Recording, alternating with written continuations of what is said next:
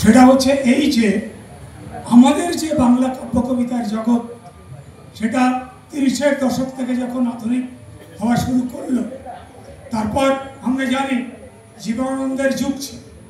জীবনানন্দের পরে বাংলা কাব্য কবিতা কোন পথে যাবে, এইরকম যখন একটা তর্ক বিতর্ক বা পথ খোঁজার চেষ্টা চলছে, তখন আমাদের সামনে বিনয় মজুমদার, যিনি জীবনানন্দের একজন সার্থক উত্তরাধিকারী বটে, কিন্তু তিনি পুরোপুরি বিনয় মজুমদার অনুসারী নন। কারণ ধূসর জীবনানন্দ বলে একটি বই আছে, যেখানে বিনয় মজুমদার নিজেই বলছেন যে জীবনানন্দের কবিতাকে অনুসরণ করে তার কাব্য জগৎ শুরু হলেও জীবনানন্দের কবিতাকে অনুসরণ কিংবা অনুকরণ করা খুব সহজ কাজ নয়। কিন্তু কবিতা লেখা শুরু করতে গেলে যে কোনো সাধনার ক্ষেত্রে অগ্রজের প্রভাব, তার পরবর্তী যারা আসছেন কবি হোক, শিল্পী হোক কিংবা সিনেমা পরিচালক হোক, তার আগের অগ্রজের ছাপ তাদের পরবর্তী কবিতায় পাওয়া যায়। যেমন জীবনানন্দ লিখছেন যে মানুষের মৃত্যু হলে তবুও মানুষ বেঁচে থাকে। ঠিক অনুরূপভাবে আমরা যদি দেখি, মানুষের কাছে এলে প্রকৃত সারস উড়ে যায়। তো এরকম বহু লাইন আছে যে লাইনগুলো কিন্তু আমরা বিনয় মজুমদারের কবিতা বিশ্লেষণ করলে দেখতে পাই যেন জীবনানন্দের অনুরণন। কিন্তু মজার ব্যাপার এই যে বিনয় মজুমদারের যদি সেই রকম কোনো প্রতিভা না থাকতো, তবে তিনি কিন্তু অনেক কবি আছেন যারা জীবনানন্দের আবর্তে হারিয়ে গেছেন। বিনয় মজুমদার হারিয়ে যাননি, কারণ জীবনানন্দকে শুরু করলেও সময়ের সঙ্গে সঙ্গে তিনি তার নিজের একটা কবিতার স্বতন্ত্র জগৎ তৈরি করতে পেরেছিলেন। যে কবিতা সম্পর্কে অনেকেই অনেক কথা বলবেন, বা কবি বিনয় সম্পর্কে আমরা অনেকেই পাঠ করেছি, জানি। তো সুরঞ্জনদার কথার সূত্রে আমি একটা বিষয় বলি, সেটা হচ্ছে বিনয় মজুমদার ছোট গল্প লিখেছে এবং একটি ছোট গল্পের সংকলন বেরিয়েছে, যেটা প্রতিভাস বের করেছিল, আবার এখন কবিতা পাক্ষিকের যারা ওদের কাছে পাওয়া যাচ্ছে। তো ছোট গল্পের বিশিষ্টতা যদি দেখা যায়, তো গল্পকার হিসেবেও কিন্তু বিনয় মজুমদার একেবারে উপেক্ষণীয় নয়। কারণ তার গল্পগুলো যদি দেখা যায়, প্রথমত তার বিষয় চয়নের ক্ষেত্রে আমরা দেখব যে বিনয় মজুমদার যে প্রথাগত রবীন্দ্রিক গল্প কিংবা রবীন্দ্রনাথকে অনুসরণ করে যারা গল্প রচনা করেছেন এবং আধুনিকতার নানা দোহাই দিয়ে দেশি কিংবা বিদেশি লেখক লেখিকাদের অনুসঙ্গ দিয়ে যে নতুন ধরনের গল্পের পরীক্ষা নিরীক্ষা চলেছে, সেক্ষেত্রে সেই পরীক্ষা নিরীক্ষাকে স্বীকৃতি দিয়ে যারা আজকের গল্পের জগতে কিছু করতে চান বা গল্প লিখতে চান, সুরঞ্জনদা ঠিকই বলেছেন, বিনয় মজুমদারের সেই গল্পগুলো কিন্তু তাদের কাছে একটা দারুণ রকমের অনুপ্রেরণা, যাকে বলে একটা গাইড বুক হতে পারে। তো বিনয় মজুমদারের গল্প কেমন, একেবারে চলতে চলতে যেন জীবনের এক টুকরো খণ্ড তিনি তুলে এনে আকস্মিকভাবে শুরু করলেন এবং আকস্মিক চমকিত একটা আবেদনে শেষ করলেন, যেটাকে আমরা তাত্ত্বিকভাবে ছোট গল্পের শর্ত বলে মনে করে থাকি। তবে হ্যাঁ, এই গল্পগুলির সার্থকতা কোথায়? এই গল্পগুলির সার্থকতা হচ্ছে তার বনস্তত্ত্বে। বিনয় মজুমদার আমরা জানি সিজোফ্রেনিয়ায় আক্রান্ত ছিলেন। তার সেই যে সিজোফ্রেনিয়া, তার বৈশিষ্ট্য অনুযায়ী বা তার শর্ত অনুযায়ী দেখা গেছে যে বিনয় মজুমদারের চিন্তা ভাবনাগুলোর মধ্যে যে সাধারণ মানুষ চিন্তা করে একটা ঐক্য থাকে, সেই ঐক্যের নামে কোথায় একটুখানি সমস্যা ছিল। এখন আপনারা বলতে পারেন যে এটা আপনি জোর করে কিভাবে বলছেন।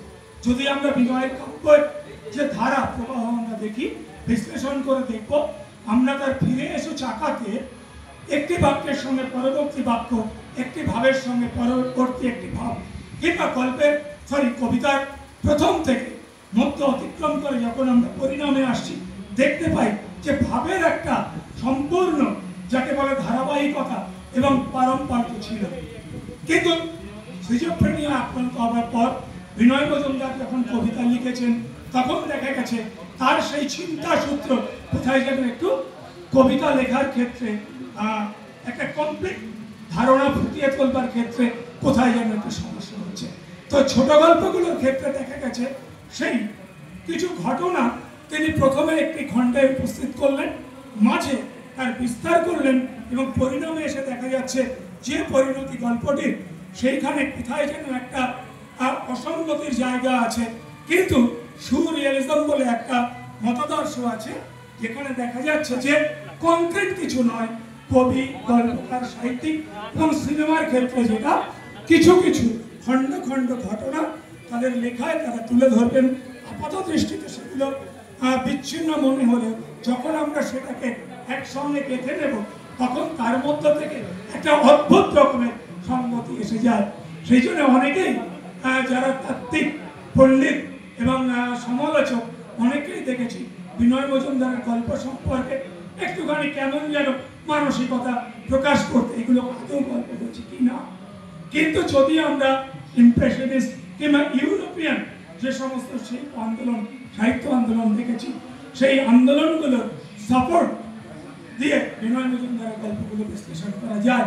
সেই অর্থে ছোট গল্পের ক্ষেত্রেও বিনয় মজুমদার একজন আন্তর্জাতিক মানের গল্পকার বটে। সুতরাং বিনয় মজুমদারের গল্পের এরিয়া একটা নির্দিষ্ট ভাষা কিংবা নির্দিষ্ট কোনো পত্রিকা কিংবা নির্দিষ্ট কোনো মতাদর্শের আবর্তে যদি বেঁধে রাখতে চাই আমরা কিন্তু ঠকে যাব। কারণ বিনয় মজুমদার কবিতায় যেমন আন্তর্জাতিক, তেমনি ছোট গল্পের ক্ষেত্রেও কিন্তু তিনি সেই আন্তর্জাতিক মাত্রাকে, সেই আন্তর্জাতিক ক্ষেত্রকে স্পর্শ করেছেন। আর সবচাইতে মজার ব্যাপার যেটা, সেটা হচ্ছে এই যে মানুষটি আমরা দেখেছি যারা বনগাঁ, ঠাকুরনগর, গোবরডাঙ্গা, অশোকনগর বা বারাসাতের এই পাশে যারা কাব্য কবিতা চর্চা করছেন, ছোট গল্পের চর্চা করছেন, সাহিত্য, শিল্প, ছবি কিংবা শর্ট ফিল্ম, সিনেমার চর্চা করছেন, তাদের স্বীকৃতির জন্য দেখা যায় কলকাতায় ছুটে যেতে। তো ফিরে এসো চাকা আমরা জানি বিনয় মজুমদারের সেই প্রতিভা ছিল, যিনি কোনো স্বীকৃত প্রতিষ্ঠানের কাছে মাথা নত না করেও সেই চাকাটাকে ফিরিয়ে দিয়েছেন। কারণ আমরা এখন কলকাতার স্বীকৃতির জন্য লড়াইত। বিনয় মজুমদার তার জীবন দিয়ে প্রমাণ করেছেন কলকাতা তাকে এসে এই ঠাকুরনগরের গ্রামে আমরা জানি সাহিত্য একাডেমি পৌঁছে দিয়ে গেছে।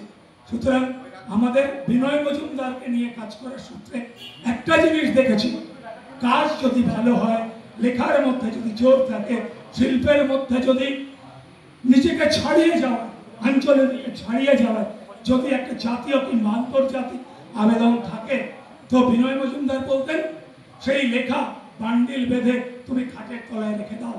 কারণ একটা সময় আসবে যখন গবেষকেরা তোমার খাটের তলা থেকে সেই লেখা খুঁজে বের করবে, তারপর নব নব তাদের সৃষ্টির আলোক দিয়ে বিশ্লেষণ চলবে। তো বিনয় মজুমদার আমাকে ব্যক্তিগতভাবে সেই জায়গাটাতে উৎসাহিত করেছেন, উদ্বোধিত করেছেন। কাজ যদি ভালো হয় তবে একদিন আপনার জন্য কোনো না কোনো গবেষক, কোনো না কোনো রসিক, কোনো না কোনো কেউ রয়েছে যেটাকে প্রকাশ করবার জন্য শুধু দেশে নয় সারা পৃথিবীর মধ্যে ছড়িয়ে দেবার জন্য অপেক্ষা করছে। সেই কাল বিনয় মজুমদার কলকাতা থেকে ফিরে এসেছেন, বিনোদিনী কুঠিতে বসবাস করেছেন। তার সৃষ্টির চাকা থেমে থাকেনি। তিনি তার একাকী জীবন কলকাতা থেকে দূরে থেকেও তার কর্মের মধ্য দিয়ে আমাদের অন্তত এই শিক্ষাটা দিয়ে গেছে, কলকাতার স্বীকৃতি না হলে হীনবন্যতার কোনো কারণ নেই। যদি তোমার জোর থাকে তুমি এই ঠাকুরনগরের সয়েল, এই মাটির গুণেই তোমার প্রতিভাকে বিকশিত করতে পারবে। যারা এসেছেন প্রত্যেককে আরও একবার স্বাগত জানাই, শুভেচ্ছা জানাই। কারণ উৎসবের দিনে আপনারা এসেছেন। আর এটাই সবচেয়ে ভালো লাগছে, আগে বহু অনুষ্ঠান হয়েছে সেখানে বিনয় মজুমদারের জন্য এত মানুষের সমাগম দিন দিন বাড়ছে। এবং আমি মনে করি সেই গুণেই শুধু আঞ্চলিক সাহিত্যের নন একাডেমিক ক্ষেত্রে নয়, একাডেমিক ক্ষেত্রেও বিনয় মজুমদার কিন্তু সামনের 25 বছর, সামনের 2.5 দশক শাসন করবেন। কারণ তীর্থঙ্করটা নেই। তাকে স্মরণ করে একটা কথা বলি, সেটা হচ্ছে এই বিনয় মজুমদার এটা আশা প্রকাশ করতেন তার সমসাময়িক যারা কবিতা লেখা শুরু করেছিলেন, কথাটা অন্যভাবে নেবেন না। তো কলকাতাতে বিনয় মজুমদারকে বারবার উপেক্ষার শিকার হতে হয়েছে এই কারণেই কবি ছিলেন নবসূত্র, পিছলে বর্গ। এই পিছলে বর্গের স্বীকৃতি পাওয়া যে কলকাতায় কি কঠিন আমি নিজে ওবিসি সম্প্রদায়ভুক্ত আমি জানি। বিনয় মজুমদারের কবিতা বন্দ্যোপাধ্যায়, চাটুজ্জে, বারুজ্জেরা তারা ছাপাতে চাইতেন না। এই ট্র্যাডিশন এখনো আছে। কিছুদিন আগে আমি প্রকাশকের নাম বলছি না, সর্দার নাম নিয়ে একটি তরুণী স্কুল টিচার, উচ্চশিক্ষিত, সে আমাকে এসে একটা পাণ্ডুলিপি দিল, বললো যে স্যার যদি পারেন কলকাতার কোনো একটা পাবলিশার থেকে প্রকাশে পাঠালাম, সিলেক্ট হলো, কিন্তু শেষ পর্যন্ত সেই চাটুজ্জে প্রকাশক ছাপাতে চাইছে না, কারণ তার টাইটেলটা সর্দার। তো কিভাবে প্রতিটি স্টেপে বিনয় মজুমদার উপেক্ষিত হয়েছেন পড়তে আসলে আজকে চোখে জল এসে যায়। তীর্থঙ্করদা প্রতি বছর ক্যালকাটা বিশ্ববিদ্যালয়ে যখন সিলেবাস বের হতো, উনি সিলেবাস সন্দেহ করতে যেতেন, দেখা যেত সেখানে সুনীল আছে, শক্তি আছে, তারপর আমাদের সমরেন্দ্র বাবু আছেন, অনেক কবি যারা বিনয় মজুমদারের মতো এতখানি প্রভূত জনপ্রিয়তা কিংবা শিল্পের যে জায়গাগুলো, উৎকর্ষের জায়গাগুলো, বহুমাত্রিকতা প্রকাশ করেছেন, কিছু নেই, তারা চলে আসছেন। বিনয় মজুমদার দারুণ দুঃখ পেয়েছেন সেই উপেক্ষার জায়গা থেকে। সত্যি কথা বলছি, আমার মধ্যে কেন জানি না একটা চ্যালেঞ্জ এসে গেছিল যে বিনয় মজুমদারকে নিয়ে কিছু না কিছু করতে হবে, এবং একাডেমিক স্তরে যেন বিনয় মজুমদার তার যে উন্নততর ভাবনা চিন্তাগুলো আছে সেই চিন্তাগুলো আরো প্রসারিত হতে পারে। এবং মজার ব্যাপার, আমরা অনেকেই ঠাকুরনগরের বিনয় মজুমদার সম্পর্কে অবহিত নেই, কিন্তু ঝাড়খণ্ডে সোমবারও গেছিলাম ইউনিভার্সিটিতে, সিধু কানু মুর্মু ইউনিভার্সিটিতে, সেখানে ইংরেজির অধ্যাপক প্রফেসর প্রশান্ত যাদব, যিনি 8টা ভাষা জানেন, কথায় কথায় আমি বিনয় মজুমদারকে নিয়ে কাজ করেছি, ব্যক্তিগত কথা বলতে হচ্ছে। তো তখন তিনি বলছেন হোয়াট এ গ্রেট পোয়েট বিনয় মজুমদার।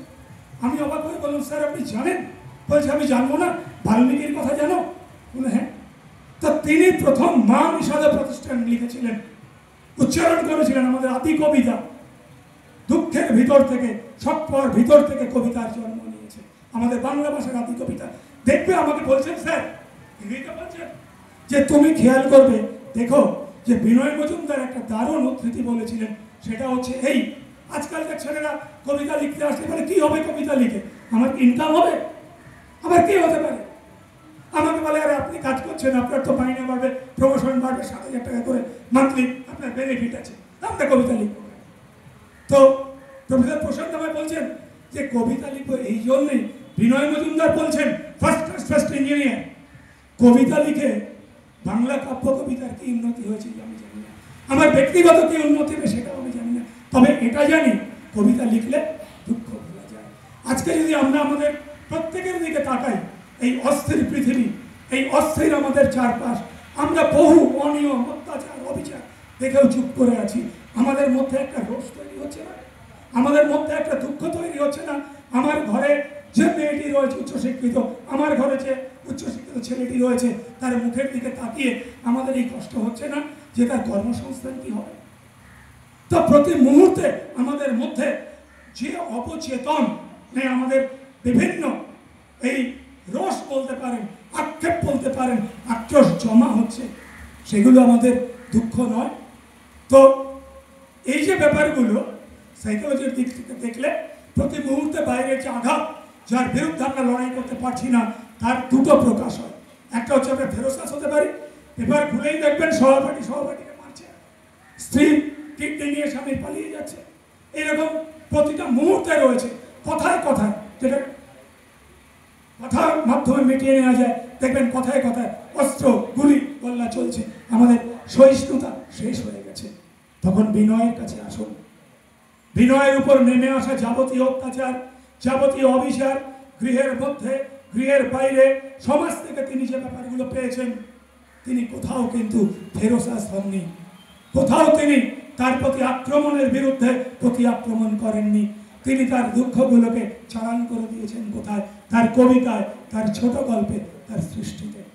তাহলে বিনয় মজুমদারের প্রাসঙ্গিকতা আমাদের এই অস্থির সময়ে যত দিন যাবে আরো বাড়বে। সত্যি বিনয় মজুমদারকে পড়ে প্রফেসর প্রশান্তের কথাতে বলছি, তিনি কিছু কবিতা আমাদের জ্যোতির্ময় বাবু করেছিলেন, অনুবাদ করেছিলেন, দেখলাম তার কাছে রয়েছে, সংগ্রহে রয়েছে।